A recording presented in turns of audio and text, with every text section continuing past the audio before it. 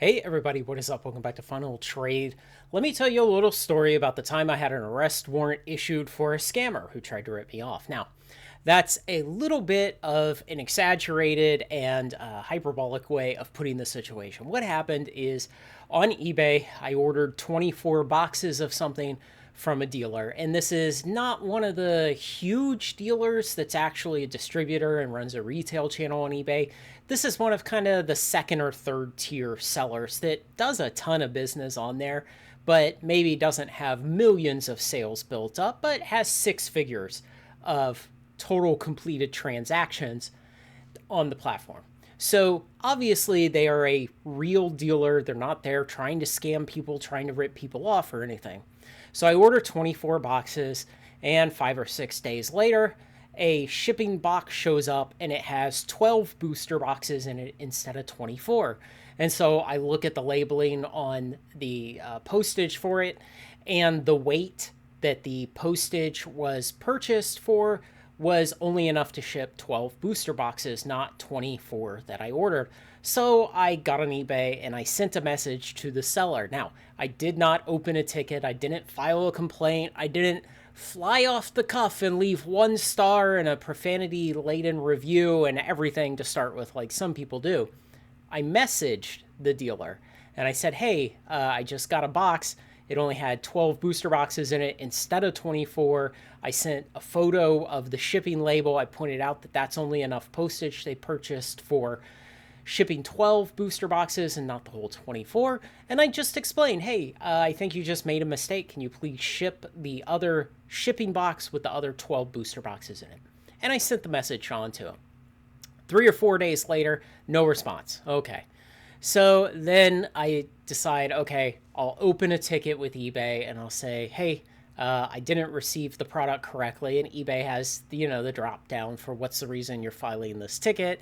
I choose the one. I explain everything again because I assume that, anyone at eBay, if a human actually puts eyes on the ticket, they're not also going to obviously go look for messages between that seller and myself to see that I already explained everything there. So re-explain the whole situation, attach the pictures, do all that stuff, send it on. And, it takes 4 or 5 days for eBay to process and get back to me. And finally they say that, the seller just isn't answering, and what would you like to do?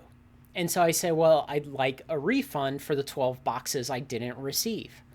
And eBay says, okay, you have to file a police report for, I don't know what the legal term, theft or stolen or whatever, it doesn't matter. But basically, eBay says you need to file a police report. And I can understand eBay wanting you to do that because let's say I was a scammer and I was trying to rip off somebody who had actually sent me the correct amount of product. And so eBay wants me to go commit perjury and get the police involved and all the other stuff to basically prove that I'm telling the truth. And so, that's reasonable. It makes sense. So I go down to Arlington PD website and I navigate over to filing a report of a crime, and I fill all that stuff out and I put the seller's information in on the police report and I file the police report, So immediately I get a automated message back from Arlington PD. Thank you for being the victim of a crime. We do our best. And then I have a case number. And so I'm able to send that case number to eBay and say, look, here's my police report. I have a case number. And can I get a refund now? And so wouldn't you know, within about 30 minutes of me filing the report and sending the case number to eBay, the owner of the company calls my cell phone. You'd be amazed at how that lights a fire under people's asses. So he calls my cell phone and, he's basically apologizing, and, it's understandable. Essentially his business process happened to fail that one time. Obviously, you don't get to completing hundreds of thousands of transactions on eBay if you're not at least somewhat competent, and if you don't at least have some kind of business process established to run your business and to have employees and have them do the right thing. And it was just a serious case of, I sent him a message. He doesn't monitor the messages on eBay. He's probably got more important things to do. He probably has an employee who monitors the eBay messages. Maybe they get tons of eBay messages a day and they just ignore them all. And maybe if one of his employees actually saw my message saying, hey, I only got 12 boxes instead of 24, the employee may have been trained to just ignore those because most of the time it's probably a scammer trying to get something for free. So, everything fell through the cracks, and I would bet that, they use a system like Salesforce or some other e-com software, and that they downloaded the current day's sales from eBay, they process them through Salesforce, it prints out shipping labels, it gives them a pull list and all that stuff, and then something just fell through the cracks. Somehow, the second box of booster boxes did not get picked and shipped, and it was a legitimate mistake. I really believe it was.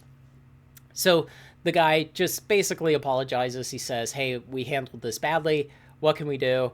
And I said, just, ship me the other boxes because, you've still been paid. So just ship them to me. We got it resolved. It was no big deal.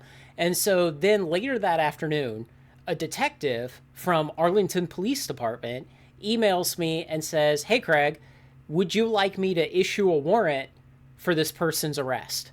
And I was able to email them back and say, no, we got it resolved. Thanks for your help. And so they closed the complaint at the police department. I didn't have to issue a warrant, and everything got resolved between me and the eBay seller. So the point is, I see a lot of videos where people are like, I got scammed, I got ripped off, eBay sucks. And yeah, eBay sucks, and, you get scammed and ripped off, and it has really, really poor seller protections, especially. But you can get the police involved. You can file a police report. And just depending on where you live and, how hopelessly overwhelmed with crime your local area is, you may or may not get some actual help. You may or may not be able to actually get a warrant issued for a scammer's arrest. And, if that's if anything will light a fire under people's asses, it's the threat of being arrested.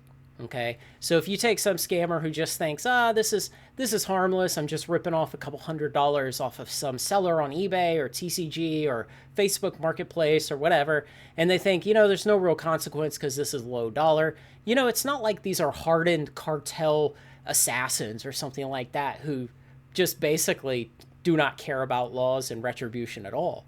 These are, to a great degree, more or less normal people. Now they're creeps and scammers, but the threat of being arrested is enough for a lot of people to get them to at least go straight on this one transaction. It probably won't change their life. It probably won't get them to leave their life of petty crime, but it may get you the money back that they've scammed you for. So just keep in mind, you can get the police involved. In most places nowadays, most police departments are so overwhelmed with crime if you live in a big city that you're never going to get a detective to come to your house to take a police report.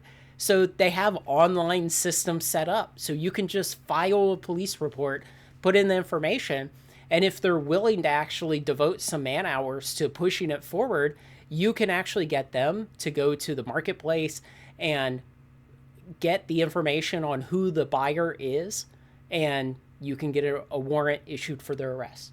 So keep all that in mind.